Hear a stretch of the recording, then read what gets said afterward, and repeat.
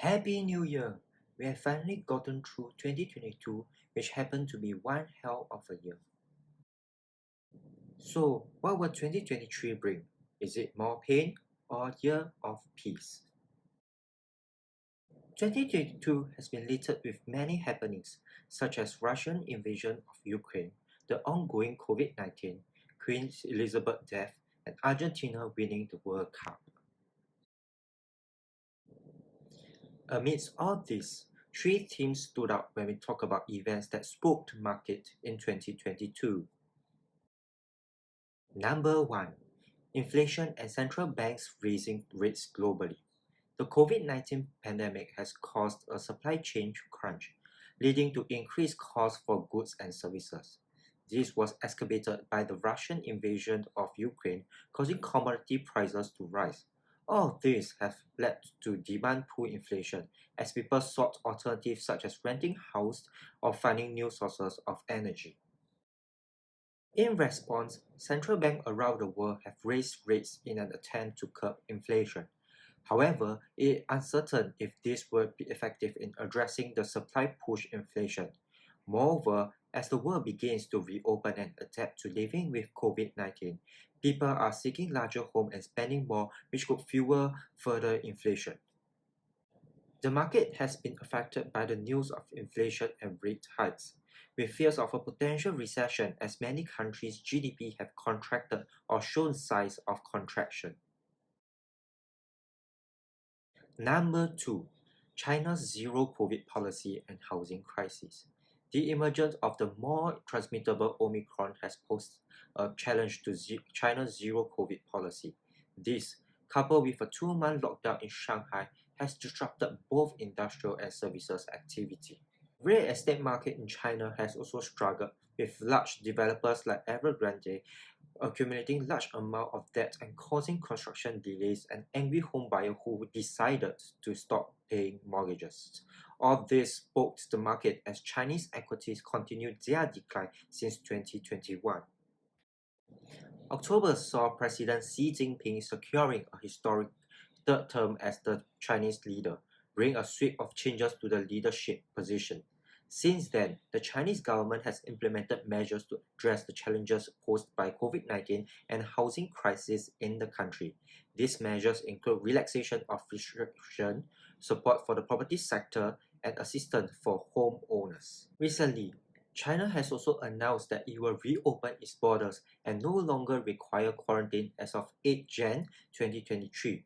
This development have definitely brought optimism that China has begun its recovery from the crisis. Number 3. Crypto winter. As central banks decreased market liquidity and raised interest rate, investors turned to lower risk investment, causing a drop in the crypto market cap. The lunar collapse in May caused a significant crash in the crypto market, with an estimated loss of around $60 billion. The collapse was a result of the UST, an alleged stablecoin, and the Luna coin, with the UST depegging from the US dollar. This caused a liquidity crunch in the crypto space and resulted in the Luna coin falling from an all-time high of around $119 to below a fraction of a penny. The fall of the UST triggered a chain reaction in the crypto market. C5 institutions, which have lent significant funds to hedge funds like Three Arrow Capital, were over-leveraged and faced losses in the sell-off after the Terra failure. As a result, many C5 platforms such as Celsius were forced to freeze customer withdrawal and eventually filed for bankruptcy. However, the crypto market faced even more challenges in November with the revelation of issues with FTX and its sister company Alameda Research. A CoinDesk article raised concerns about the balance sheet segregation of the two companies, leading to Binance CEO CZ publicly expressing doubt about FTX solvency and its ability to sustain the self-issued token FTT. As a result, traders began withdrawing funds from FTX and the FTT price plummeted from roughly $26 to $1 within a few days.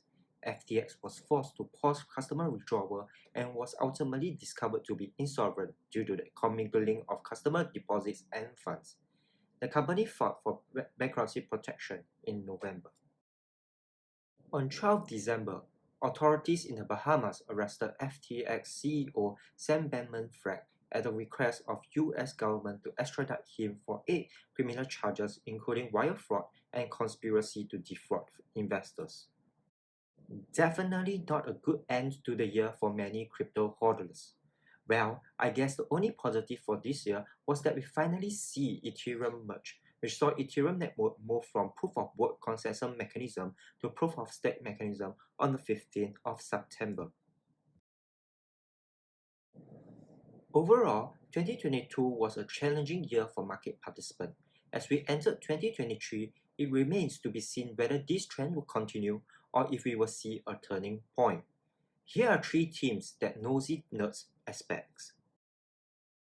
First, recession! We have seen that inflation and rising bond yields have caused market volatility, a departure from previous decades of steady growth and inflation. Production constraints are driving this new regime, where a pandemic brought about a consumer spending shift, which led to supply chain crunch, while an ever-aging population issue continues to cause worker shortage in many developed countries. Long-term trends including geopolitical tension and the transitions to net zero carbon emission are expected to continue constraining production capacity too. The central banks too are limited in their ability to address production constraints, with many opting to curb demand and hence inflation. For 2023, Nosy Nerds believe that most developed countries, with the exception of China, are expected to enter a recession, with increasing unemployment and rising defaults as central banks pause rate hikes. Corporate earnings may be compressed, and the inverted US Treasury yield curve is expected to revert and remain flat. The US and China markets are expected to bottom out in Q1 or early Q2 2023. How does these predictions stack up against the big boys? Goldman Sachs and JP Morgan predict a slowdown rather than an imminent recession in 2023, with the S&P 500 reaching its 2022 lows in the first half of the year and a recovery later in the year. On the other hand, Credit Suisse expects the Eurozone and UK to enter recession, while Bank of America predicts recession for the US, Eurozone, and UK and a shift to risk-on market in mid-2023 with a reverting inverted yield curve. Second, China reopening tailwind. China has announced measures to stimulate its economic recovery from the COVID-19 pandemic, including support for its real estate industry. Officials have said that fiscal policy will be ramped up and monetary policy will be targeted and forceful in the coming year, with the central bank expecting to provide targeted support for struggling sectors through structural tools. We believe that China's economy will have slower growth in the first half before accelerating in the second half of the year due to the impact of reopening on COVID-19 cases and population mobility. This will mean that one could expect a potential consumption rebound, gradual increase in core inflation, as well as normalization of cyclical policies in 2023. With Chinese equity markets trading at more than one standard deviation below long-term valuation level, the market risk-reward profile looks reasonably attractive, and we see potential opportunities aligned with China's strategic goals and those that will benefit from China's structural growth trends. Third, Arsenal winning the Premier League. Okay, I'm kidding, but this will be a dream for an Arsenal fan like me. Lastly, real-world asset tokenization and utility NFT. Blockchain technology is being adopted by institutions to improve efficiency and reduce costs in custody and settlement processes, while identity protocol and permissioned application can be used to enable KYC and AML compliance. There has been a growing trend of financial institutions turning to tokenization and corporations using utility non-fungible token NFT to represent real-world assets on the blockchain. KKR has tokenized one of its private funds with the help of Avalanche and Securitize, while Royal has redefined music revenue streams and ownership by allowing fans to invest directly into songs.